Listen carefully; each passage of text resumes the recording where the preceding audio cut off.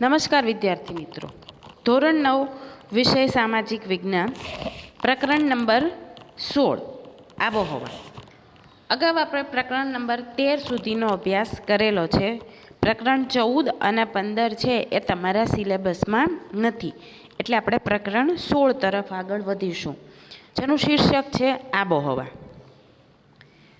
આબોહવા જે શીર્ષક છે એ ચેપ્ટરમાં આપણે ભારતની આબોહવા વિશેની ચર્ચા કરવાના છીએ કે ભારતમાં ઋતુચક્ર, ભારતની આબોહવાની વિવિધતા, આ બધા જે પોઈન્ટ છે એ પોઈન્ટનું આપણે ચર્ચા કરવાના છીએ.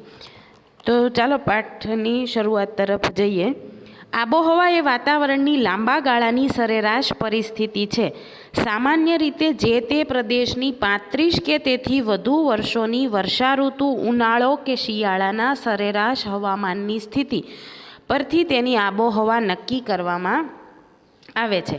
ટૂંકમાં, આબોહવા એ ઘણા વર્ષોથી લાંબા સમયગાળાની હવામાનની વિવિધ પરિસ્થિતિઓની સરેરાશ. સૌથી પહેલાં તો એ સમજીએ કે આબોહવા એટલે શું. તો આબોહવા એ વાતાવરણની લાંબા ગાળાની જે સરેરાશ પરિસ્થિતિ છે તે પરિસ્થિતિને આપણે આબોહવા કહીએ છીએ.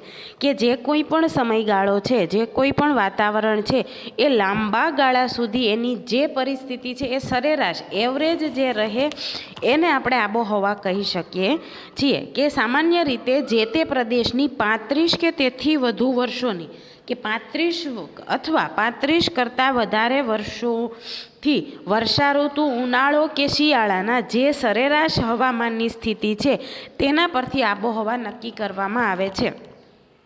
કે આપણે સમજીએ તો જે કોઈ પણ પ્રદેશ છે એ પ્રદેશમાં 35 વર્ષથી વધુ જ લઈએ કે 35 વર્ષથી વધુ એ જે પ્રદેશ છે એ પ્રદેશની 3 ઋતુઓ, શિયાળો, ઉનાળો અને ચોમાસું છે, એ ત્રણેય ઋતુઓની જે સરેરાશ હવામાનની પરિસ્થિતિ રહે છે કે શિયાળો, ઉનાળો અને ચોમાસું છે એની સરેરાશ આટલા મહિનામાં 35 વર્ષ સુધી અથવા 35થી વધારે વર્ષો સુધી એ દર આ મહિનાથી આ મહિના સુધીમાં આટલો ઉનાળો હોય છે, આટલો શિયાળો હોય છે, આટલું ચોમાસું હોય છે, એ જે પરિસ્થિતિ નક્કી સરેરાશ જે નક્કી થઈ જાય તેના પરથી આપણે આબોહવા છે એ નક્કી કરવામાં આવે છે. કે તેના આધારે આપણે કહી શકીએ કે તેના આધારે આબોહવા આપણે નક્કી કરી શકીએ છીએ. ટૂંકમાં, આબોહવા એ ઘણા વર્ષોની લાંબા સમયગાળાની હવામાનની વિવિધ પરિસ્થિતિઓની સરેરાશ છે. કે ટૂંકમાં આપણે કહીએ તો આબોહવા છે એ શું છે, તો ઘણા લાંબા વર્ષો સુધી જે કોઈ પણ એક હવામાન છે એની સરેરાશ જે પરિસ્થિતિ છે તે પરિસ્થિતિને આપણે આબોહવા કહીએ છીએ. હવામાન એ વાતાવરણની ટૂંકા સમયગાળાની સરેરાશ પરિસ્થિતિ છે. દિવસ દરમિયાન કોઈ પણ સમયે હવામાન બદલાઈ શકે છે. હવામાન બદલાવાનો આધાર હવાનું તાપમાન, હવાનું દબાણ, ભેજ, વરસાદ, ધુમ્મસ કે વાદળોનું પ્રમાણ વગેરે પર રહેલો છે. આપણી ખેતી પ્રવૃત્તિ પર હવામાનની ઘણી અસર થાય છે. ભારતીય હવામાન ખાતું સમગ્ર દેશનું રોજે રોજનું હવામાન દર્શાવતા નકશાઓ બહાર પાડે છે. કે હવામાન છે એ વાતાવરણની જે ટૂંકા ગાળાની જે પરિસ્થિતિ છે ને એના પર, એની જે સરેરાશ છે એના પર આધાર રાખે છે. કે કઈ રીતે જે છે આબોહવા છે એ તો કઈ રીતે છે, તો એ લાંબા ગાળાની જે કોઈ પણ સરેરાશ પરિસ્થિતિ છે એને આપણે એના દ્વારા આબોહવા નક્કી કરી શકીએ છીએ. જ્યારે હવામાન છે એ વાતાવરણની ટૂંકા ગાળાની જે ટૂંકા સમયગાળાની જે સરેરાશ પરિસ્થિતિ છે તેના દરમિયાન, જેમ કે ઉદાહરણ તરીકે જોઈએ તો આપણો દિવસ છે, દિવસ દરમિયાન હવામાન છે એ બદલાઈ શકે છે. કે સવારે ખૂબ જ ગરમી હોય તો બપોર થાય ત્યાં વરસાદ બી થઈ શકે છે અને રાત્રે ખૂબ ઠંડી પણ પડી શકે છે. તો હવામાન છે એ બદલાતું રહે છે અને હવામાનનો બદલાવાનો મુખ્ય આધાર જ આ બધી વસ્તુઓ છે. કે વરસાદ, ભેજ, હવાનું દબાણ, તાપમાન, ધુમ્મસ, આ બધી વસ્તુઓ પર હવામાન બદલાવાનો આધાર રહે છે. અને આપણી જે ખેતી પ્રવૃત્તિ છે એ હવામાનની ઘણી અસર થાય છે.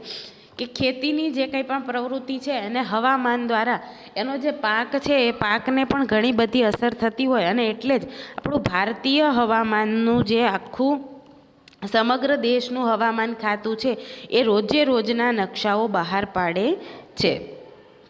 ભારત આબોહવામાં ઘણી વિવિધતાઓ અને વિલક્ષણતાઓ ધરાવતો દેશ છે. પૃથ્વી સપાટીના કેટલાક પ્રદેશોમાં પવનની દિશા ઋતુ પ્રમાણે બદલાય છે. આમ ઋતુ પ્રમાણે દિશા બદલાતા પવનોને મોસમી પવનો કહે છે. મિત્રો, આની નીચે આ લાઇનની નીચે અંડરલાઇન કરજો કે મોસમી પવનો કોને કહેવામાં આવે છે અથવા મોસમી પવનો એટલે શું, એવું એક માર્કના પ્રશ્નમાં પૂછાઈ શકે છે. તો તેમાં એ આવે કે ભારતમાં આબોહવામાં ઘણી વિવિધતા, ભારત આપણો દેશ છે એ આબોહવામાં વિવિધતા ધરાવતો દેશ છે. તો પૃથ્વીની જે સપાટી છે એ સપાટીના કેટલાક પ્રદેશોમાં પવનની દિશા ઋતુ પ્રમાણે બદલાય છે. કે પૃથ્વીની સપાટી પર આપણા જે ઘણા બધા પ્રદેશો છે એ પ્રદેશોમાં પવનની દિશા છે એ ઋતુ પ્રમાણે બદલાયા કરે છે. અને એ જે ઋતુ પ્રમાણે પવનો બદલાય એટલે એને મોસમી પવનો કહેવામાં આવે છે. કે શિયાળામાં જે પવનો હોય છે, જે ઋતુમાં જે દિશામાંથી પવનો આવતા હોય, જે પવનો છે એ જ પવન તમને ઉનાળામાં નથી જોવા મળતો. તો જે ઋતુ પ્રમાણે દિશા બદલે છે પવનો, એવા પવનોને આપણે મોસમી પવનો કહીએ છીએ. અરબી ભાષાનો મૂળ શબ્દ મોસમી પરથી આ પવનોને મોસમી પવનો નામ આપવામાં આવ્યું છે. એશિયા ખંડમાં ભારત, શ્રીલંકા, બાંગ્લાદેશ, પાકિસ્તાન અને મ્યાનમાર મોસમી આબોહવા અનુભવતા મુખ્ય દેશો છે. કે મોસમી અરબી ભાષાનો જે મૂળ શબ્દ છે એ શબ્દ પરથી કે મોસીમ શબ્દ પરથી મોસમી શબ્દ છે એ લેવામાં આવેલું છે.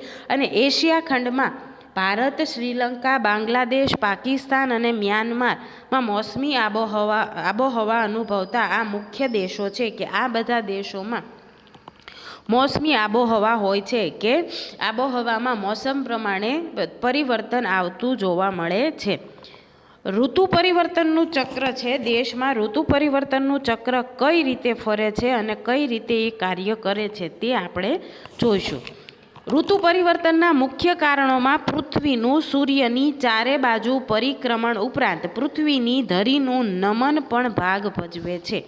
પૃથ્વીની ધરી 23.5 સેલ્સિયસ નમેલી છે અને એની કક્ષાની સાથે 66.5 અંશનો ખૂણો બનાવે છે. પૃથ્વીના ધરી નમનને કારણે ઋતુઓ થાય છે. હવે જે ઋતુ પરિવર્તન થાય છે કે આપણી જે ઋતુઓ બદલાય છે કે શિયાળા પછી ઉનાળો, ઉનાળા પછી ચોમાસું અને ચોમાસા પછી શિયાળો, એક ક્રમ વાઇઝ જ બદલાય છે. ક્યારેય એવું નથી થતું કે આ વખતે પહેલાં શિયાળો આવ્યો, શિયાળા પછી સીધું ચોમાસું આવ્યું, ચોમાસા પછી સીધો ઉનાળો આવ્યો, અથવા પહેલાં ઉનાળો આવ્યો, કે એવું નથી. જે ઋતુચક્ર છે એ જ પ્રમાણે ચાલ્યા કરે છે. તો એની પાછળનું કારણ શું છે? તો એની પાછળનું મુખ્ય કારણ એ છે કે પૃથ્વીનું સૂર્યની ચારે બાજુનું જે પરિક્રમણ, કે પૃથ્વી છે સૂર્યની ચારે બાજુ જે પરિક્રમા કરે છે તે, અને એના ઉપરાંત કે પૃથ્વીનું ધરીનું નમન, કે પૃથ્વીનું ધરીનું જે નમન છે, નમાવ છે, એ પણ એમાં ભાગ ભજવે છે. કે પૃથ્વીની ધરી છે એ 23.5 અંશ નમેલી છે અને કક્ષાની સાથે તે 66.5નો ખૂણો બનાવે છે. અને પૃથ્વીના ધરી નમનને કારણે ઋતુઓ છે એ ઋતુઓ બદલાતી જાય છે. કે જે ઋતુઓ છે એ પૃથ્વીની ધરીના આધારે બદલાતી જાય છે. જે આપણે આ ચિત્રમાં જોઈ શકીએ છીએ, પૃથ્વીની ધરી છે એના આધારે એ બદલાતી જાય છે. વધારે સમય સૂર્યપ્રકાશ મેળવતા વિસ્તારોમાં ઉનાળો અને ઓછો સમય સૂર્યપ્રકાશ મેળવતા વિસ્તારોમાં શિયાળો અનુભવાય છે. 22 ડિસેમ્બરે સૂર્યના કિરણો મકર વૃત્ત પર લંબ પડે છે. આથી દક્ષિણ ગોળાર્ધમાં ઉનાળો અને ઉત્તર ગોળાર્ધમાં શિયાળો અનુભવાય છે. કે વધારે સમય સૂર્યપ્રકાશ મેળવતા જે વિસ્તારો છે એ વિસ્તારોમાં વધારે જ્યાં સૂર્યપ્રકાશ મેળવે ત્યાં ઉનાળો હોય છે, અને ઓછો સૂર્યપ્રકાશ મેળવે તેવા વિસ્તારોમાં શિયાળાનો અનુભવ થાય છે. અને 22 ડિસેમ્બરે સૂર્યના કિરણો છે મકર વૃત્ત પર લંબ પડે છે, જેનાથી દક્ષિણ ગોળાર્ધમાં ઉનાળો અને ઉત્તર ગોળાર્ધમાં શિયાળાનો અનુભવ આપણે કરી શકીએ છીએ. કે ઉત્તર ગોળાર્ધ અને દક્ષિણ ગોળાર્ધમાં જે સૂર્યના કિરણો અલગ અલગ પડે છે, જેનાથી એક જગ્યાએ ઉનાળો અને એક જગ્યાએ શિયાળાનો અનુભવ કરી શકીએ છીએ.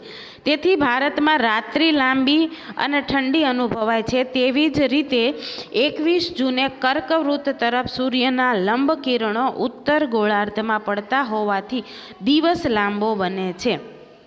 કે ઋતુચક્રનું આ ચિત્ર આપણે જોઈએ તો આપણને થોડું ઘણું સમજાશે.